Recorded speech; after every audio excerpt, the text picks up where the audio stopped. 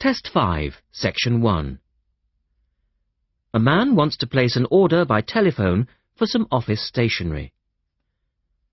Listen to the conversation between the woman and the man and answer the questions. First, you have some time to look at questions 1 to 6.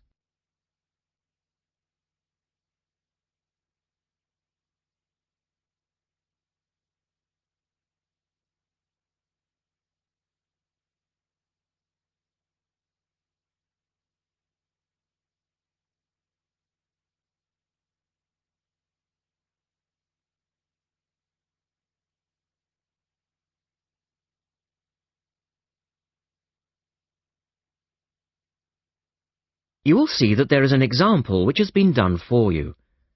On this occasion only, the conversation relating to this will be played twice.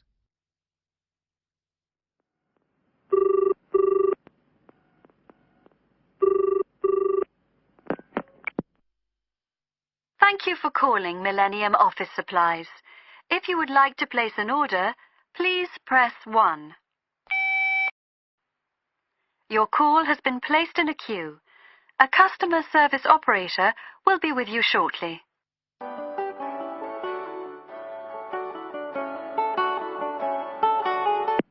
Gina speaking. How can I help you? Oh, hello. I'd like to order some stationery, please. And who am I speaking to? John Carter. The man says his name is John Carter. Now we shall begin. You should answer the questions as you listen, because you will not hear the recording a second time. Listen carefully and answer questions 1 to 6.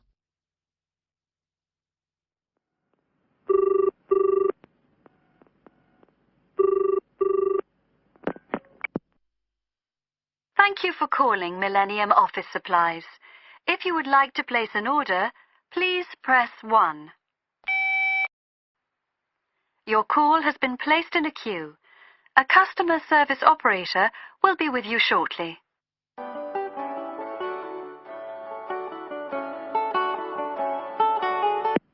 Gina speaking. How can I help you? Oh, hello. I'd like to order some stationery, please. And who am I speaking to? John Carter. Right. Can I just confirm your account number and the name of your company, John? Sure. The account number is 692411. 692411. Right. And you're from Rainbow Computers? No, the company is Rainbow Communications. Oh, OK. I'll just fix that on the system. Communications. And what would you like to order, John?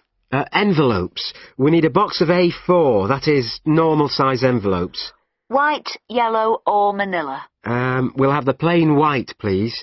But the ones with the little windows. OK. 1 box, A4, white. Just the 1 box, was it?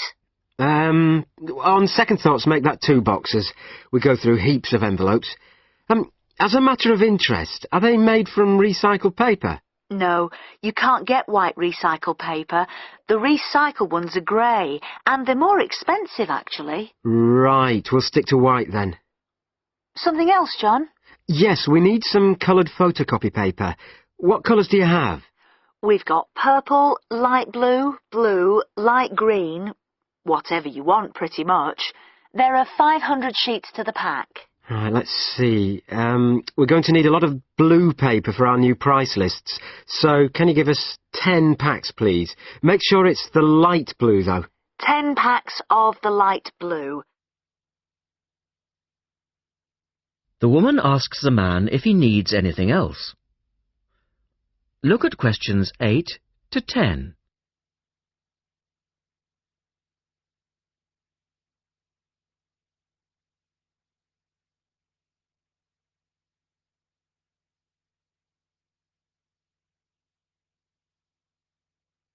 Now listen to their conversation and answer questions 8 to 10. Anything else that we can help you with? Let me think. What else do we need? I'm sure there was something else. Pens, paper clips, fax paper, computer supplies, office furniture. Oh yes, we need floppy disks. Do you have those nice coloured ones? Yes, but they're a bit more expensive than the black ones. Oh, that's all right. I'm not paying anyway. Right. Floppy disks. And what about diaries for next year? We've got them in stock already, and it's a good idea to order early. No, I think we're all right for diaries. But something we do need is one of those big wall calendars. You know, one that shows the whole year at a glance. Do you stock those? We certainly do. OK, can you include a wall calendar then, with the other stuff? Just make sure it's got the whole year on the one side. Sure. And do you have a copy of our new catalogue? No, I don't, but could you send one? Yes, I'll pop one in with the order. You'll find it a lot easier to remember what you need if you have our catalogue in front of you next time. Yes, good idea. And when can you deliver this? Should be with you tomorrow morning. Can you make sure that it's not after 11:30 a.m? Because I have to go out at 12. There's only myself here on Fridays. Fine. I'll make a note on the delivery docket that they should deliver before 11:30. Thanks very much. Thanks. That is the end of section 1. You now have half a minute to check your answers.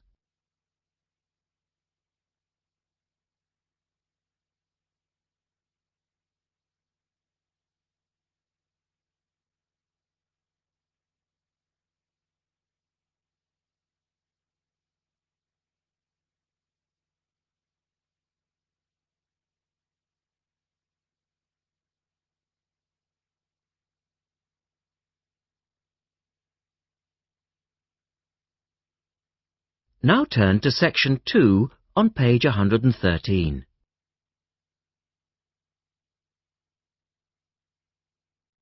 Test 5, section 2. You will hear a reporter talking on the radio about an artist's exhibition. Look at questions 11 to 18.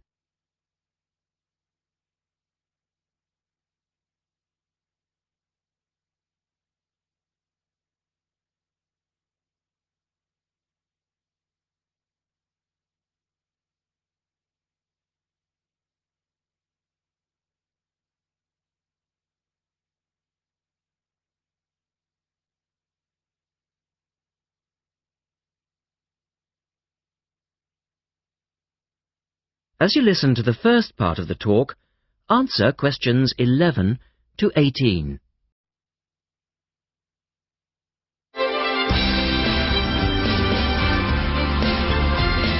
And now for some information on local events and activities. A couple of announcements for art lovers and budding artists alike. First, a new collection of artwork is going on show to the public next month in the form of an artist's exhibition. The exhibition will include many different types of art, over 100 different pieces by 58 artists from the local area. It's being held at the Royal Museum, which, for those of you who are unfamiliar with the area, is located opposite the library in West Street, right on the corner. The actual address is number 1 Queen's Park Road. It isn't difficult to find. The exhibition will run for 9 weeks and will begin on the 6th of October and continue until the 10th of December. So there's plenty of time for you to go along and have a look, and I'm sure that will be worth doing. What will you see there? Well, amongst the items on display will be some exciting pieces of modern jewellery, furniture, ceramics, metalwork and sculpture. To give you some examples, local artist Kate Main will be there to discuss her collection of pots and bowls that she has made to resemble garden vegetables. They're the sort of thing that would brighten up any dining table and range from things like yellow cabbage-shaped bowls to round tomato-shaped teapots. Prize winner Cynthia Corse will also be there to talk about her silver jewellery, all of which she produced using ideas from the rural setting of her country home. Some of her rings are quite extraordinary and have beautiful coloured stones in them. Or, if you prefer sculpture, there's plenty of that too. Take, for example, Susan Cupp's sculpture of 25 pairs of white paper shoes. It sounds easy, but believe me, it looks incredible. All of these items, along with many others, will be on sale throughout the exhibition period. As part of the exhibition, there will be a series of demonstrations called Face to Face, which will take place every Sunday afternoon during the exhibition, and these will provide an opportunity for you to meet the artists. Now look at questions 19 and 20.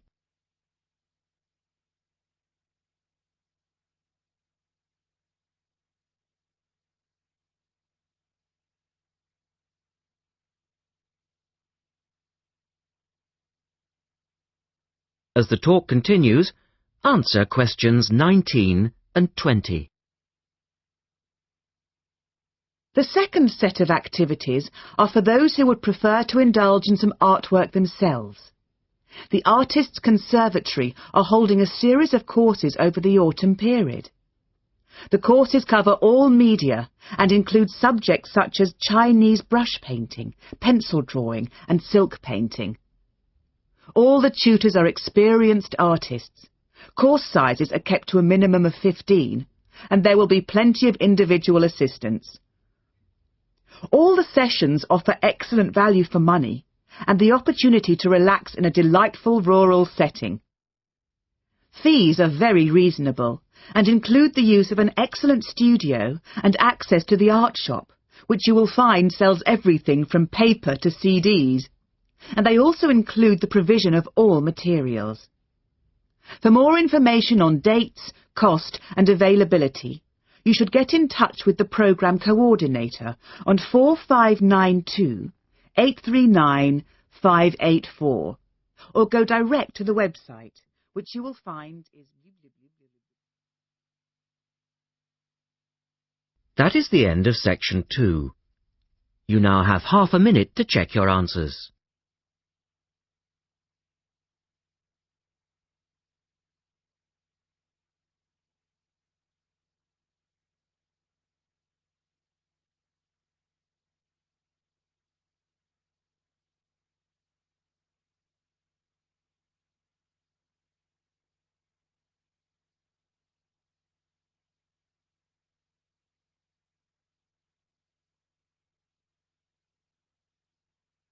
Now turn to section 3 on page 114.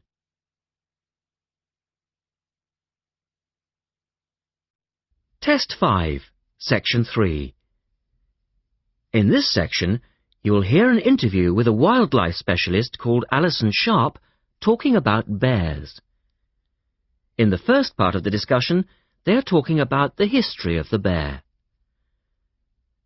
First, look at questions 21 to 23.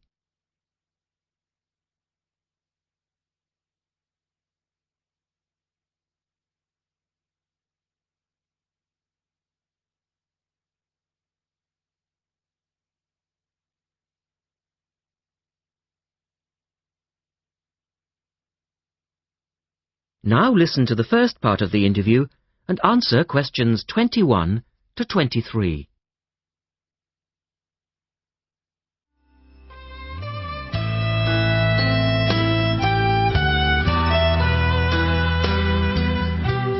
Alison Sharp has spent much of her life researching bears, and in particular, bears in danger of extinction. She is the author of a recent book on bears, and we welcome her to the studio today. Thank you. Delighted to be here. First of all, can you give us a quick overview of the history of the bear family? Well, the bears we know today actually have as their ancestors bears which have been evolving for some 40 million years. We have fossils of the earliest true bear, and it's important to emphasize this because some creatures are called bears but are not. Such as koalas, for instance. Yes, exactly. Fossils of the true bear show a small dog-size animal with characteristics that show a blending of dog and bear traits. So the general belief is that dogs and bears were of the same family? Yes, that's the theory. And then we see the arrival of the early cave bear. We know from cave drawings that Neanderthal man used to worship this bear, and at the same time fear it. Understandable, perhaps. Yes, but they need not have worried because the cave bear only ate plants. Ah, In fact, the cave bear survived 2 ice ages, but then became extinct. In the second part of the interview, Alison talks more about the situation of bears today. Look at questions 24 to 30 first.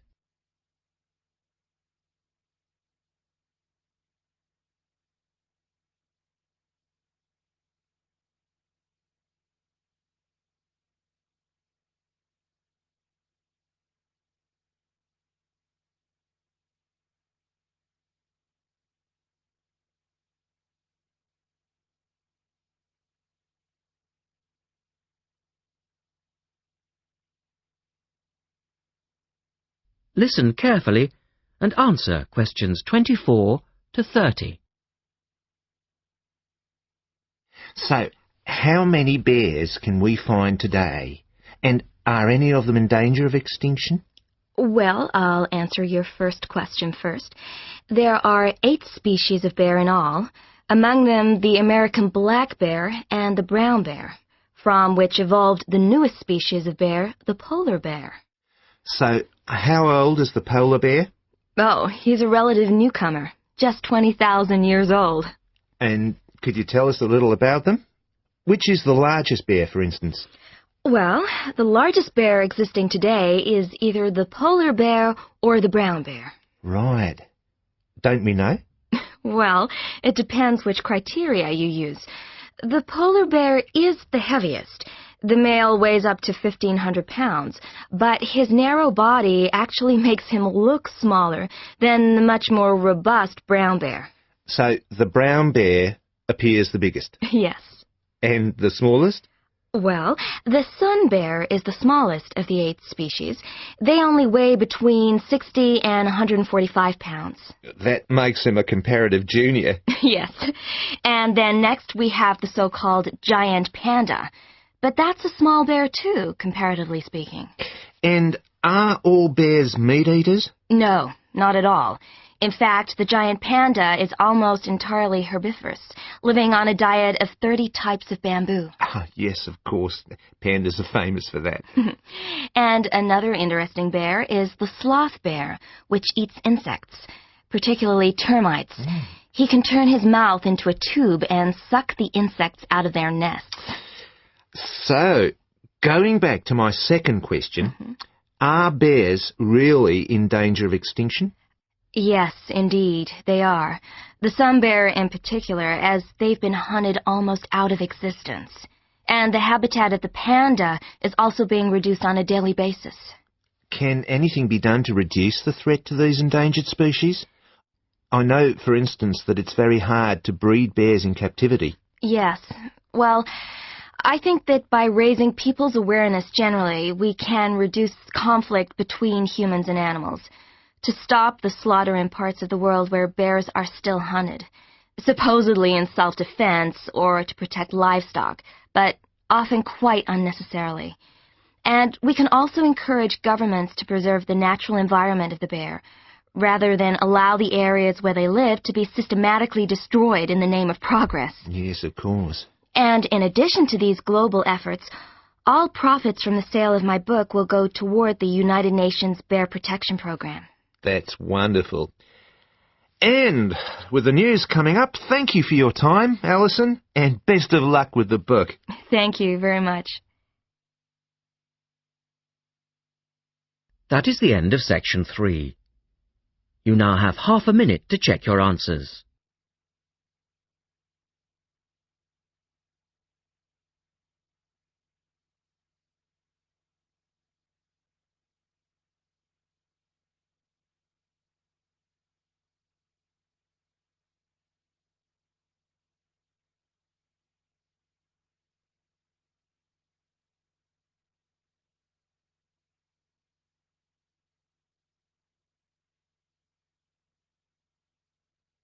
Now turn to section 4 on page 116.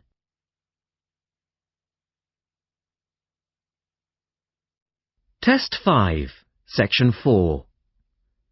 You will hear a lecturer talking about the solar eclipse in history. First, you have some time to look at questions 31 to 36.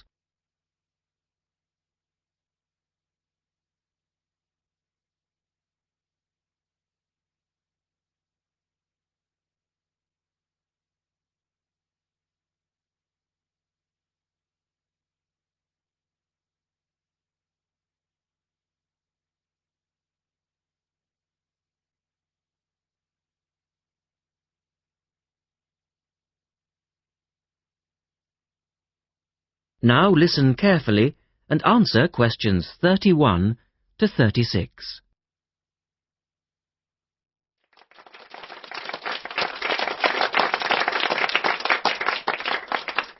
Good evening, and welcome to this month's Observatory Club lecture. I'm Donald Mackey, and I'm here to talk to you about the solar eclipse in history. 1,000 years ago, a total eclipse of the sun was a terrifying religious experience. But these days, an eclipse is more likely to be viewed as a tourist attraction than as a scientific or spiritual event. People will travel literally miles to be in the right place at the right time to get the best view of their eclipse. Well, what exactly causes a solar eclipse when the world goes dark for a few minutes in the middle of the day? Scientifically speaking, the dark spot itself is easy to explain. It's the shadow of the moon streaking across the Earth. This happens every year or two, each time along a different, and to all intents and purposes, a seemingly random piece of the globe. In the past, people often interpreted an eclipse as a danger signal heralding disaster, and in fact the Chinese were so disturbed by these events that they included among their gods one whose job it was to prevent eclipses. But whether or not you're superstitious or take a purely scientific view, our earthly eclipses are special in 3 ways. Firstly, there can be no doubt that they're very beautiful. It's as if a deep blue curtain had fallen over the daytime sky as the sun becomes a black void surrounded by the glow of its outer atmosphere. But beyond this, total eclipses possess a second, more compelling beauty in the eyes of us scientists, for they offer a unique opportunity for research. Only during an eclipse can we study the corona and other dim things that are normally lost in the sun's glare. And thirdly, they are rare. Even though an eclipse of the sun occurs somewhere on Earth every year or two, if you sit in your garden and wait, it will take 375 years on average for one to come to you. If the moon were any larger, eclipses would become a monthly bore. If it were smaller, they simply would not be possible. The ancient Babylonian priests, who spent a fair bit of time staring at the sky, had already noted that there was an 18-year pattern in their occurrence, but they didn't have the mathematics to predict an eclipse accurately. In the second part, the speaker talks about a number of scientists. Look at questions 37 to 40.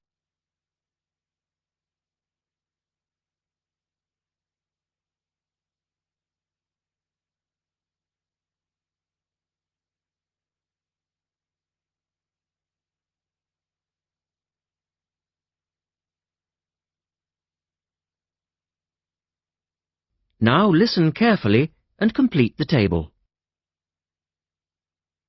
It was Edmund Halley, the English astronomer, who knew his maths well enough to predict the return of the comet, which incidentally bears his name, and in 1715 he became the first person to make an accurate eclipse prediction. This brought eclipses firmly into the scientific domain, and they've since allowed a number of important scientific discoveries to be made.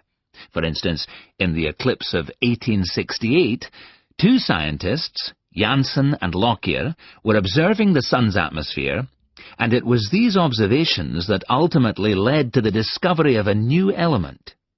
They named the element helium, after the Greek god of the sun.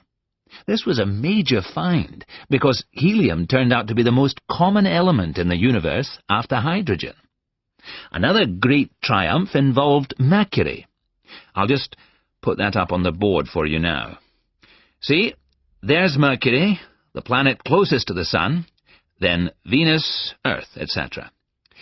For centuries, scientists had been unable to understand why Mercury appeared to rotate faster than it should. Some astronomers suggested that there might be an undiscovered planet causing this unusual orbit, and even gave it the name Vulcan. During the eclipse of 1878, an American astronomer, James Watson, thought he'd spotted this so-called lost planet. But, alas for him, he was later obliged to admit that he'd been wrong about Vulcan and withdrew his claim. Then Albert Einstein came on the scene. Einstein suggested that, rather than being wrong about the number of planets, astronomers were actually wrong about gravity. Einstein's theory of relativity, for which he's so famous, disagreed with Newton's law of gravity in just the right way to explain Mercury's odd orbit. He also realized that a definitive test would be possible during the total eclipse of 1919, and this is indeed when his theory was finally proved correct. So there you have several examples of how eclipses have helped to increase our understanding of the universe. And now let's move on to the social aspects, and I think you'll find... That is the end of section 4. You now have half a minute to check your answers.